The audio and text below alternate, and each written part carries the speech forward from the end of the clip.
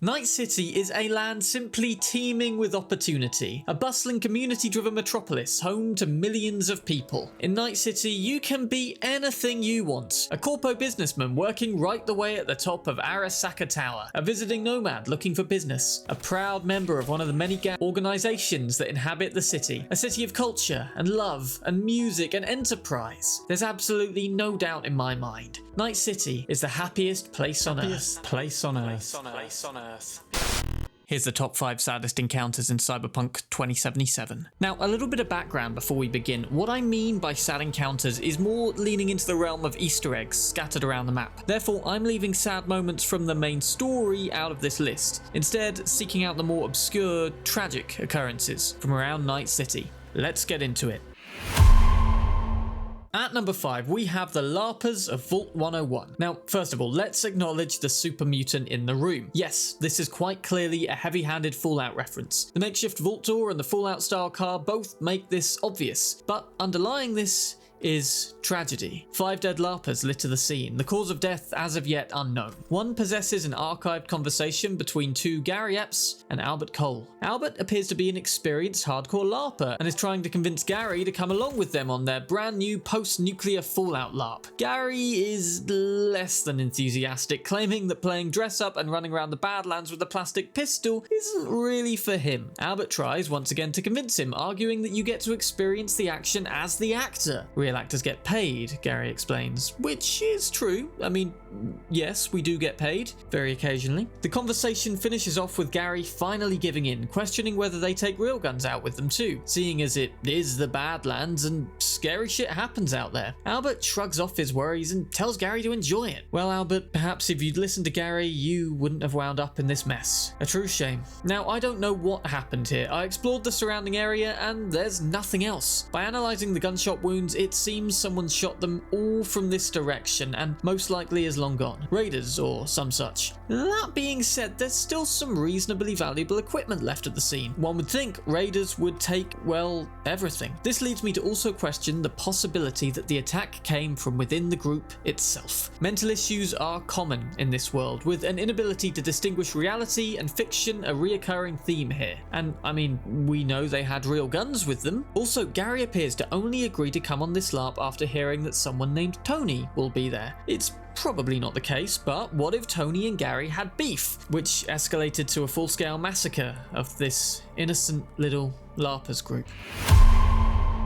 Speaking of being unable to distinguish reality from fiction, the gig Cyberpsycho Sightings Seaside Cafe is another tale, laden with a backdrop of tragedy. Approaching this gig, we see a couple of film crew trucks, as well as onlookers clearly filming something interesting down below. Peering down, we see a shocking scene. A bride and groom laying motionless, hand in hand amidst a huge pool of blood. Standing over the 2 lovers is a gold jacket-adorned cyberpsycho. After incapacitating this most unfriendly of wedding crashers, we're able to retrieve a message from upon her person. It's from the deceased bride of all people, whom it turns out is none other than this cyberpsycho's sister. The bride, it turns out, was playing a cruel and highly elaborate prank. She drugged her sister and got a Ripperdoc to install tons of cybernetic implants on her. Then the bride got plastic surgery in order to impersonate her sister and marry her fiance. Clearly, this murder spree was an act of revenge on the cyberpsycho sister's part. But wait, because the plot thickens even further. Down on the beach, we find more deceased members of the wedding party, including a director?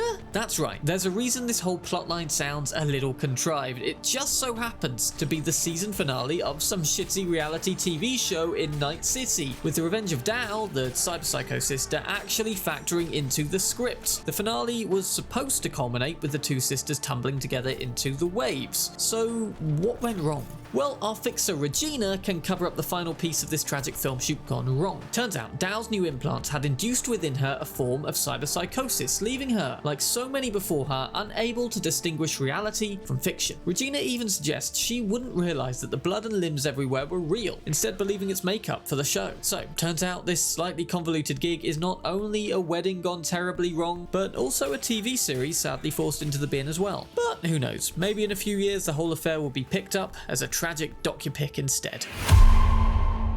At number 3, we have the unfortunate tale of a loving couple on the cusp of leaving Night City to live happily ever after, only to have it cut short by a corrupt group of Militech soldiers and a case of mistaken identity. This little assault in progress out in the Badlands features Jack and Dennis, whose emotional exchange can be found on the archived conversation in this rucksack. "I miss you, I can't stand it," says Jack, as Dennis quickly agrees to meet, telling Jack to take all his stuff. It sounds from this like the two are going to run away together, and perhaps they would have done, but just as the two lovers are reunited, bang, two shots ring out, and Jack and Dennis know no more. This is the doing of a Militech squad whom we find and dispose of upon discovering this scene. Turns out Militech had received intelligence of a pair of drug smugglers around this location, and rather than sensibly determining whether they had the right targets, Militech shot first and verified after. An archived conversation between a corporal and a major proves that Militech realized their fuck up shortly after. But rather than facing the consequences of their crimes, they instead decide to place false evidence on Jack and Dennis in order to back up their actions. Fortunately, just as they're doing this, V shows up, making them pay for their terrible crimes. Unfortunately, it's too little too late to save Jack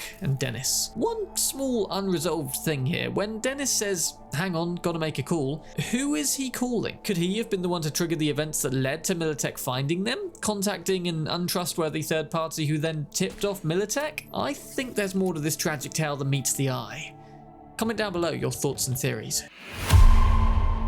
At number 2, we have a man whose only sin was trying to protect his family. House on a Hill is a cyber psycho gig out in the eastern Badlands. Approaching it, we find a place fortified like a goddamn, well, fortress. Landmines lay across the front gate, 2 turrets sit atop the roof, and upon trespassing through the property, we're attacked by 2 police drones and one very deranged man named Russell Green. I don't know about you, but for one house out in the desert, this seems like overkill, though apocalypse-ready bunker in the back garden types might disagree. After clearing the defenses, we're free to investigate the scene. Out in the garage is an oddly placed netrunner chair, the type of thing we see in Ripperdoc clinics and high-quality establishments. Going to the computer, we learn that Russell ordered this online. It's an old model, and Russell was going to attempt to fix it up. Using this faulty chair instead short-circuited his security system, and when his wife and son stepped outside the house, they were no longer recognized as friendlies and thus shot. Laying not far from the door to the house are Natasha and Peter Green. On Natasha's body is a message telling an unknown person not to visit, that Russell has gone way too overboard on home defense, resulting in his family feeling both imprisoned and, ironically, unsafe. The final part of this tale can be found upon Russell himself. He claims he almost had the house 100% secure and was using the netrunner chair to fortify them from online attacks. Now, whilst he does kind of admit that his obsession got his family killed, he also blames them for being too careless and stepping outside the house. It's a classic example of my favourite Kung Fu Panda quote: "One often meets his destiny on the road he takes to avoid it." Finally, Russell weirdly signs off his message with, "They'll regret they ever messed with Sam Milton," which is my first name as well. This is clearly another symptom of cyberpsychosis. Not only is Russell overwhelmed with crippling paranoia, he appears afflicted with some form of dissociative identity disorder as well. Looking again at his computer, we can see 2 saved emails of the "post this to 20 people or you'll die" variety. Clearly, Russell was already a pretty suggestible individual, providing perhaps a little insight into the origins of his descent into madness. Too bad the biggest victims in all of this were the 2 people he strove so hard to protect, his wife and son. Now you have become the very thing you swore to destroy.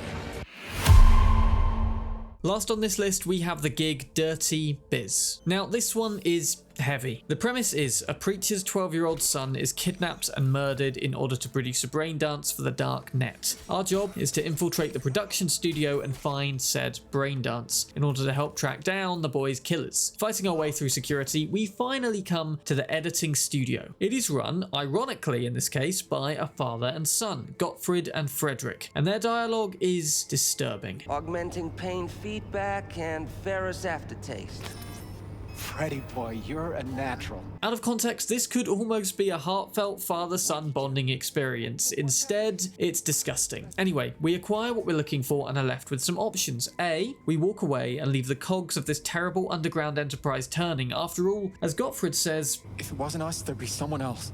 Hell, you could even stage this in a badass 10th Doctor style moment wherein you also elevate your own sense of self-justice. I never would. Have you got that? I never would. B, if, like me, you think what the 2 are doing is downright fucking evil and want to stop them anyway, we can shoot Gottfried. Papa! Why? Why? Why did you have to kill him? Frederick seems kind of upset, but honestly, the twat seems more worried about his own life. But I mean, the revenge here is obvious. See, we can shoot Frederick. Freddy, no! Freddy! Frederick, answer me right now! My only boy, stay with me! Don't do this, don't make me do this on my own, please.